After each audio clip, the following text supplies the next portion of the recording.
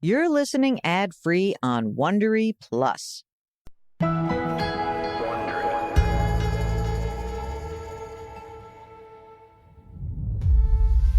One day in 2009, a high school janitor was mopping the hallway in between classes when he heard a heavy scraping sound. The janitor looked up and he saw a student slowly walking towards him. The boy's grotesquely swollen right leg dragged along the floor, and he walked with a dramatic limp. The janitor smiled and waved at the boy as he approached. After all, this boy was a familiar sight. It took him so long to get between classes, he would have to leave 10 minutes early just to make it to his next one barely on time. And so the janitor saw him going through this routine all the time. Just then, the bell rang, and more students streamed into the hallway. They jostled past the limping student, knocking him off balance, as a few kids snickered at the boy. For 3 years, the janitor had seen this happen every single day. He wanted to yell at the kids to stop being bullies, but he knew that would only make things worse. So instead, he gave the young man a reassuring pat on the back as he hobbled by, and the janitor just hoped that whatever was wrong with this boy would clear up soon.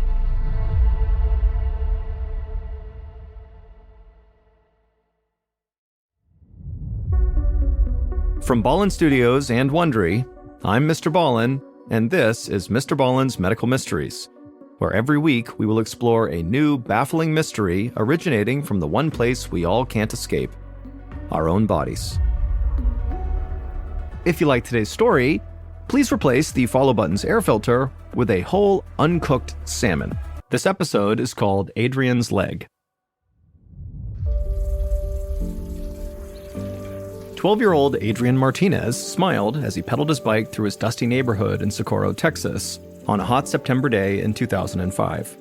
School was scheduled to open for the fall the next morning, but Adrian was free as a bird today as he cruised the streets of this small city on the Mexican border. If Adrian was being honest, he was pretty excited to start 8th grade. He was a good student with lots of friends, and he loved playing sports after school. Besides, much as he loved summer vacation, the long, hot days could actually get pretty boring. Adrian was already thinking about what he was going to wear for the first day of school.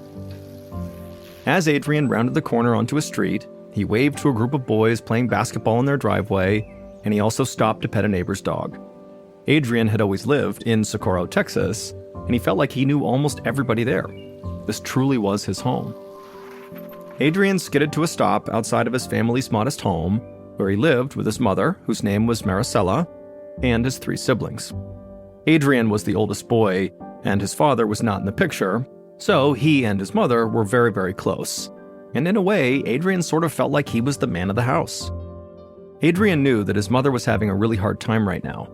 She didn't have a job, and so supporting him and his siblings was really hard. But at least she didn't have to worry about Adrian. He did his best to make sure of that. Adrian laid his bike down in the front yard and ran to the house, taking the steps to the front door 2 at a time. The next morning, Adrian woke up full of excitement and rushed to the bathroom. He'd woken up early to make sure he could claim the shower before his siblings could come out and create a bathroom traffic jam. But when he was toweling off, Adrian began to notice this weird burning sensation in his right leg. As he looked at his leg more closely, he realized the pain was coming from the pink birthmark that ran from his ankle all the way up to his hip. Adrian had always had this mark, but it had never hurt before, so he just kind of shrugged it off and wrapped the towel around his waist and then wandered out to the kitchen to tell his mother. But when his mother kneeled down and gently pressed her palm against her son's leg, she quickly pulled her hand away and looked up at Adrian with concern. His leg felt weirdly hot, as though only this part of his body was running a fever. Adrian's mother stood up and told her son they would get his leg checked out after school. For now, she just rushed him to his room to go change. He'd be late to class if he didn't hurry. That day, after school, Adrian sat on the edge of a doctor's exam table, swinging his legs back and forth. He felt the cold metal of the stethoscope on his chest as his pediatrician, Dr. Andrews, listened to his heart. Adrian shifted in his seat as Dr. Andrews wrapped an itchy cuff around his upper arm to take his blood pressure. Maricela gave her son a sharp look and reminded him to sit still. Then Dr. Andrews told Adrian to lay back on the table and roll up his right pant leg. The physician gently touched the birthmark, and immediately Adrian squirmed. It didn't exactly hurt when the doctor touched him, but it was uncomfortable. Dr. Andrews would confirm that Adrian's leg was still warm, but besides that, it didn't seem like anything was physically wrong with him. He told Adrian and his mother that this was likely just growing pains, because Adrian was starting to go through puberty. The doctor said it was not uncommon for boys to have these mysterious aches and pains as they grew into men. 4 months later, Adrian was out in the street throwing a football back and forth with his buddy Sam, when as he went to go catch the ball, he suddenly realized he couldn't run very well. His right leg suddenly felt heavy, like it was stuck in mud. Adrian had been playing football with his friends every Saturday since seeing Dr. Andrews, and up until today, everything with his right leg had been totally fine. His birthmark on his leg still did burn a bit, but it wasn't too bad. So Adrian told Sam that he had to go home now because of his leg, but he'd see them next weekend. Then he slowly made the short walk down the street back to his house. And once he got home, he went up to his room and he took off his pants, and when he looked in the mirror, he was totally startled at what he saw. His right leg looked significantly bigger than his left leg. For a second, Adrian was terrified, but then he remembered that his doctor, Dr. Andrews, a few months earlier had said this was no big deal and he had nothing to worry about. And so despite what he was seeing in the mirror, Adrian told himself he was just fine, and then he walked away from the mirror, trying hard to forget what he had just seen. A few weeks later, in February of 2006, Adrian hopped on his bike and began riding to school like he did most mornings. But this time, something just felt wrong. As Adrian pedaled down the street, he felt his right leg bump up against the frame of the bike. He also realized that his jeans on his right leg felt unbelievably tight. Adrian slowed to a stop and looked down at his legs. And immediately he could tell through his jeans that his right leg had ballooned in size overnight. He'd never seen it this swollen. But again, Adrian told himself that his doctor said it was fine, so he pushed the thought away and tried to pedal his bike again. But now it was impossible because of how swollen his leg was. Every time he tried to turn the pedal, his right leg really pushed hard against the frame, and it really hurt. Adrian didn't know what to do, but he knew he couldn't go to school like this. So he stepped off his bike, turned around, and began pushing it along next to him towards his house. And as he walked home, the pain in his right leg was so extreme, he had to fight hard to keep tears back. A couple of weeks later, Adrian sat next to his mother in the doctor's office with his right leg extended out in front of him. It was now so big, it was hard for Adrian to even bend his knee. They were waiting for his latest round of test results. Socorro, Texas was a small city that didn't have that many doctors, but Adrian felt like he'd seen every one of them in the last few weeks. They'd run every test they could think of. Adrian had multiple x-rays, MRIs, and CAT scans done. The doctors hadn't told Adrian or Maricela what exactly they were looking for, but so far, they hadn't found anything. Adrian hoped this new doctor would have some sort of answer for him. All he wanted was for his leg to go back to normal so he could play football again and ride his bike again. Just then, Adrian heard the door handle rattle, and Adrian's latest doctor walked into the room, carrying several pieces of paper.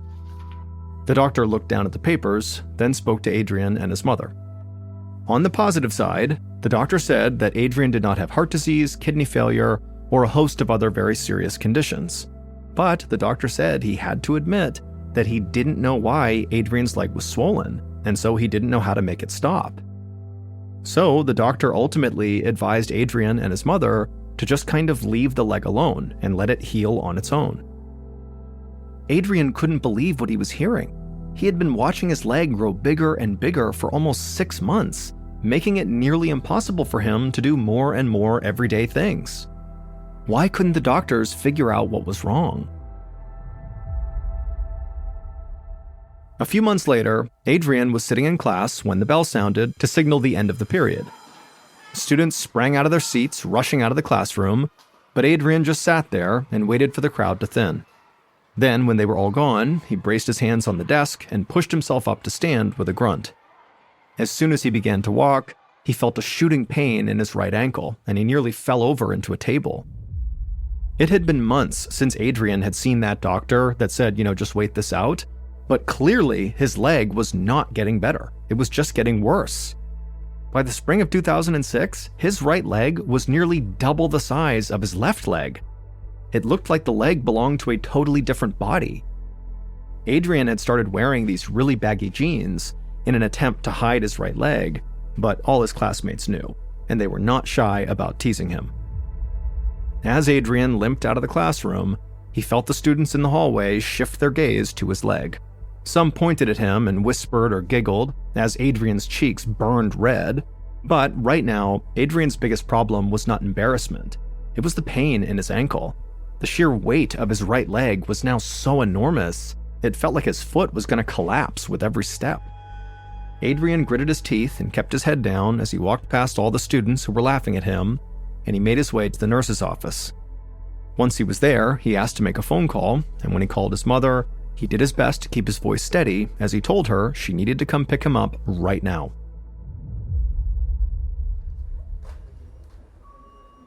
About an hour later, Maricela stood in the emergency room, anxiously watching as a flurry of doctors and nurses surrounded her son. She stayed by Adrian's side as he was put in a wheelchair and rushed him from one exam room to another. Once again, the doctors took x-rays and CAT scans and MRIs. They measured the diameter of his right leg and compared it to the information Maricela had given them about how much it had grown. They listened intently as Adrian explained all of his symptoms. Maricela thought this actually seemed different from all their other doctors' visits. Like finally now, these doctors were taking Adrian's issues really seriously. Maricela hoped this was the turning point that Adrian had been waiting for, and that the medical team would finally be able to figure out what this was and then help her son. After spending much of the day at the hospital, Maricela brought the car around to the front entrance to pick up her son. A nurse wheeled Adrian outside, and Maricela helped him out of the wheelchair and into the passenger seat. She squeezed Adrian's hand as they pulled out of the driveway. They'd be back here in 3 weeks for the test results. For now, all they could do was hope for the best. After a long 3 weeks, Maricela and Adrian were back at the hospital to go over Adrian's test results. Maricela sat next to her son in the exam room, her hands clammy as they waited for the doctor. Maricela could also feel the anxiety radiating off of Adrian as he quickly flipped through a book, no doubt just trying to distract himself. Finally, the door opened and the doctor strolled in. He sat down in the chair opposite from the mother and son, and he glanced down at his clipboard before turning his gaze to Adrian. In a calm tone, he told Adrian that the good news was that they did have a diagnosis and it was not life-threatening. These last few weeks, Maricela hadn't dared speak the words out loud to Adrian, but secretly, she worried her son had cancer or some other deadly disease. So to hear this was not life-threatening was just such a relief. But Maricela's sense of relief lasted only about a second, because the doctor then told Adrian that he had something called elephantiasis, which is a rare disorder that causes the lower half of the body to thicken and swell. He explained that when someone has elephantiasis, the natural fluids that surround all the tissues in our bodies get blocked and begin to build up. And in Adrian's case, it was affecting his right leg, causing it to swell and become huge. Maricela turned to her son and asked if he was okay, but instead of answering her, he just looked at the doctor and asked if they could fix it. The doctor took his glasses off, set them down on his knee, and with a solemn look on his face, he told Adrian, unfortunately, there was no cure for this. If they'd caught it when Adrian was younger, they could have given him medicine that might have stopped his leg from swelling, but now there was no way to reverse it. Adrian's leg would never go back to its normal size, and the only thing he could do was wear compression stockings to reduce the discomfort. Maricela watched as her son's lip began to quiver, and then tears began to well up in his eyes. She wrapped her arms around her son and began to smooth his hair back. The doctor excused himself to give Maricela and Adrian some privacy. He said he was so sorry he couldn't be more helpful. After the doctor was gone, Adrian looked up at his mother and he told her that he wasn't sure if he could keep going to school with his leg looking like this. He was going to get bullied constantly. Maricela was thinking the same thing, but she told him it would be okay. They'd find a way to make school more comfortable for him. She said she would do whatever she could to support him. Adrian leaned on his mother's shoulder as they slowly made their way out of the hospital towards their car. Then they drove in silence all the way home.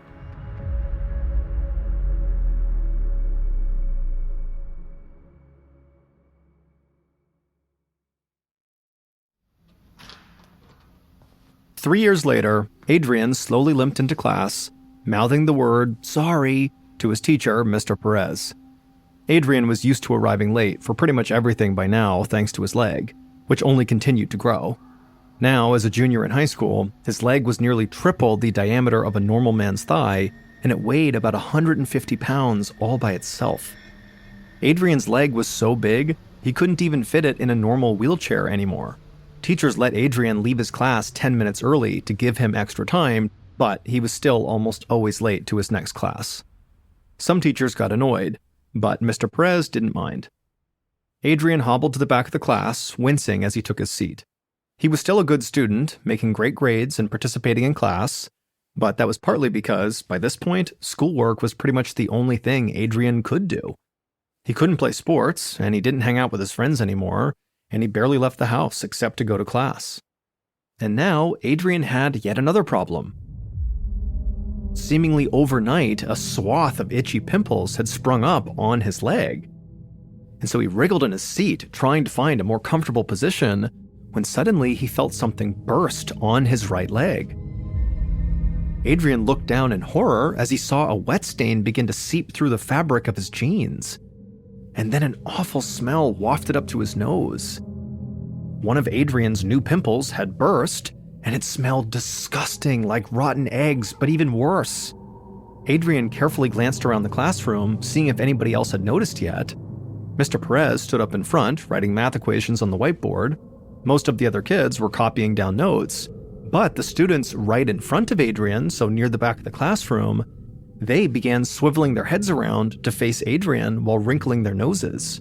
As the smell fanned out towards the front of the room, more and more students began to notice.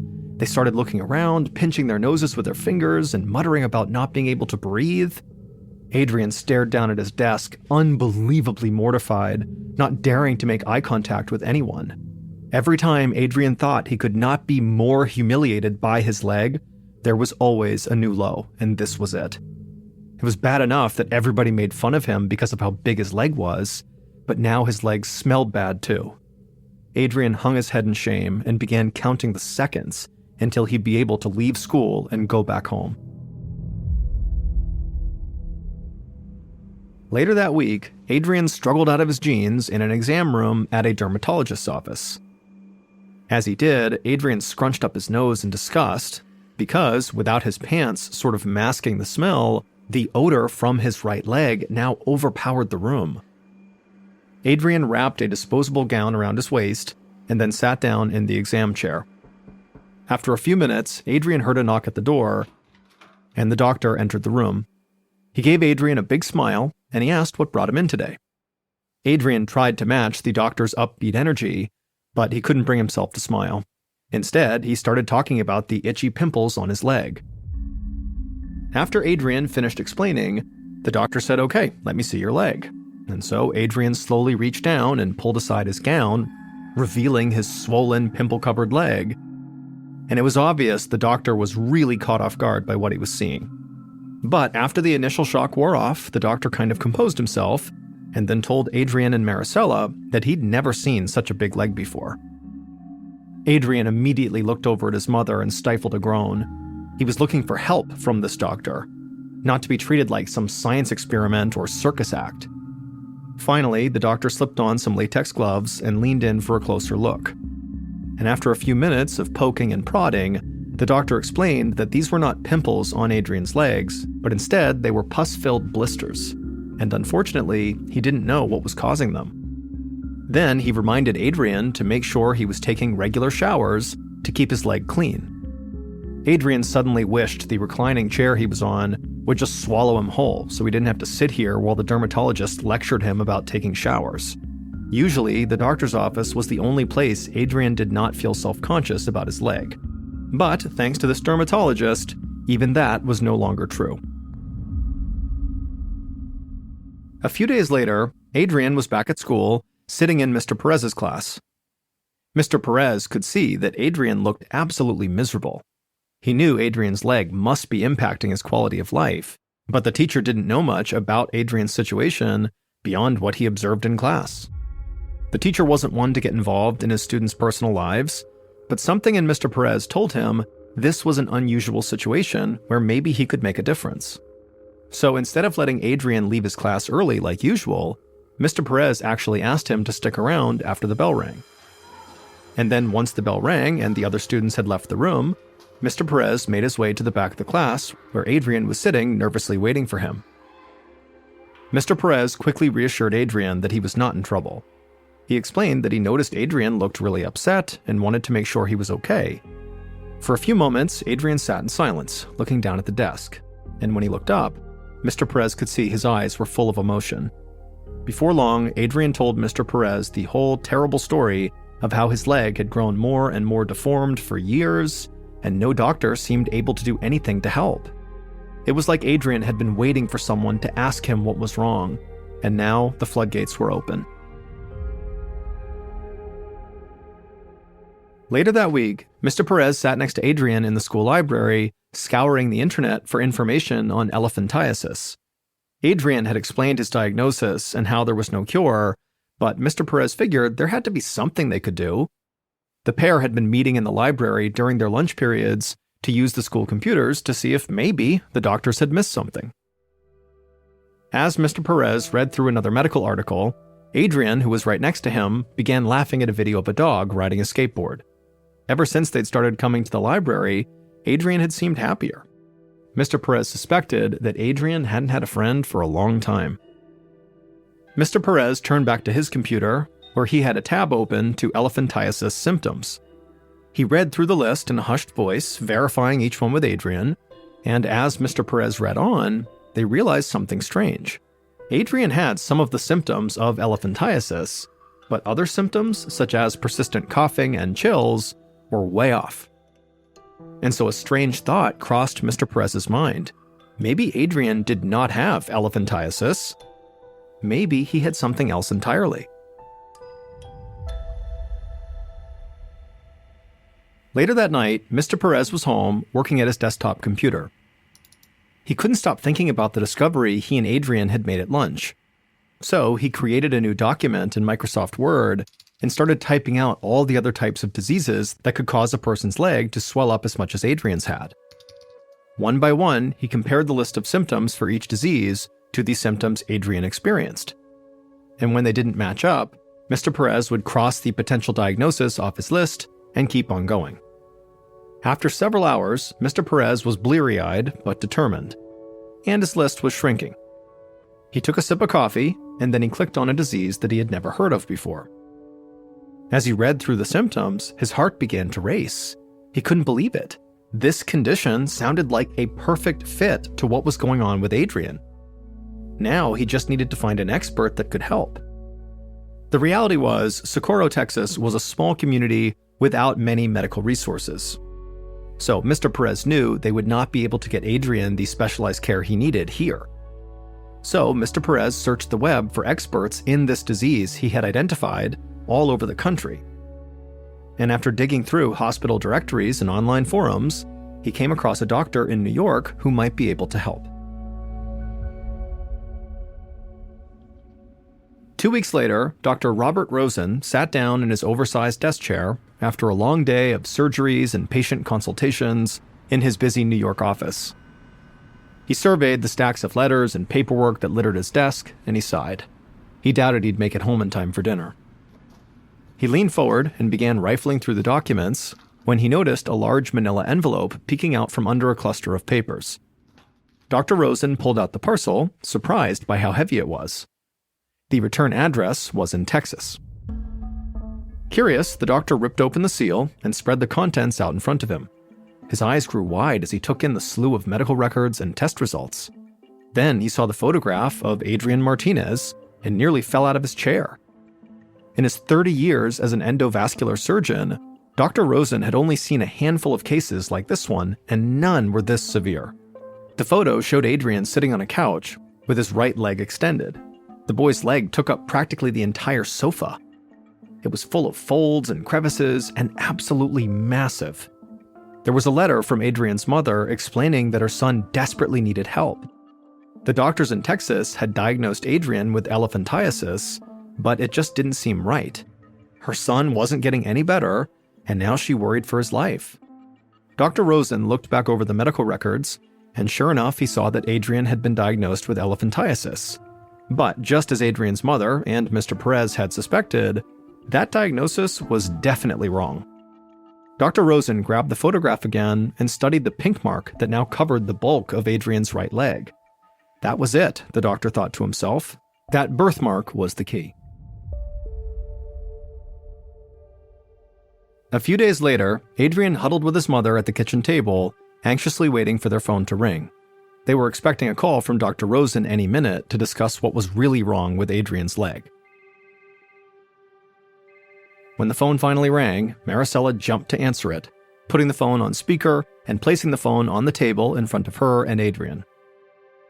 Dr. Rosen introduced himself, and Adrian immediately began to relax. He'd been waiting for this moment for years. Whatever happened next, at least Adrian would get some answers. Dr. Rosen started by telling Adrian that he did not have elephantiasis. He never did. Instead, Adrian had a very rare condition called Klippel-Trenaunay syndrome, or KTS.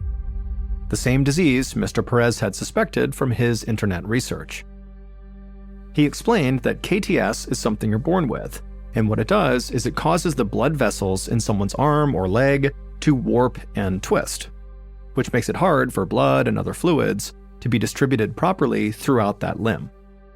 In Adrian's case, the blood and fluid had pooled in his right leg, causing intense swelling. And it started happening when he hit puberty because sometimes hormonal changes act as the trigger for KTS.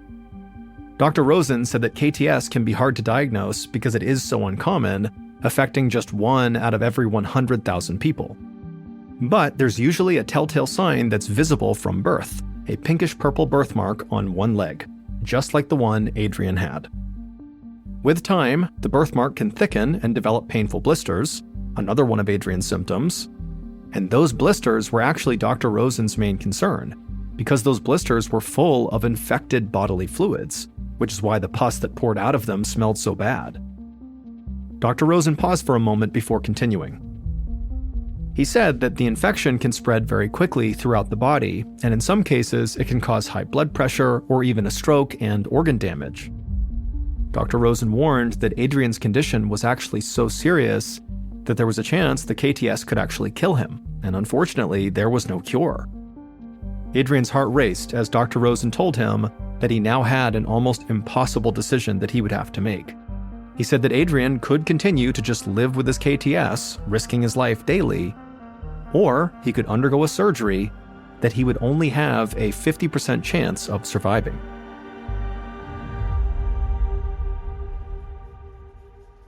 In October of 2009, Adrian was wheeled into surgery. Adrian had weighed the pros and cons out, and as terrifying as it was, he knew his only chance at a happy, normal life was to risk the operation, which was a very complicated leg amputation. The procedure took 12 hours, but Adrian did survive, and the surgery was a success. Once Adrian recovered, he returned to school in a wheelchair. He was 150 pounds lighter, and it felt like he was floating through the halls. He finished out his junior year with straight A's and spent the summer adjusting to his new life. And without his leg holding him back, Adrian blossomed in other ways too. He grew more confident, and he rebuilt the social life that he'd lost. And Adrian was so grateful to the adults who didn't give up on him. And he and Mr. Perez stayed really good friends. He went on to attend the University of Texas at El Paso, and in 2019, he graduated with 2 degrees in computer science and business.